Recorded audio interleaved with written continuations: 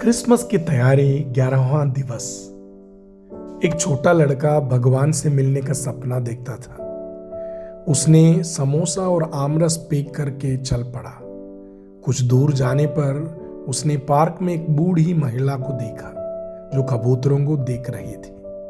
लड़के ने उसे समोसा दिया और फिर आमरस। उसकी मुस्कान देखकर लड़का बहुत खुश हुआ। वे पूरे दिन चुपचाप बैठकर खाते और मुस्कुराते रहे। शाम को लड़के ने उसे गले लगाया और घर चला गया। माँ ने पूछा, इतना खुश क्यों हो? उसने कहा, मैंने भगवान के साथ दोपहर का भोजन किया और उसकी मुस्कान सबसे सुंदर है। बूढ़ी महिला भी मुस्कुराकर घर लौट गई और बोली, मैंने भगवान के साथ समोसा खाए। वह बहुत प्यारा और छोटा था।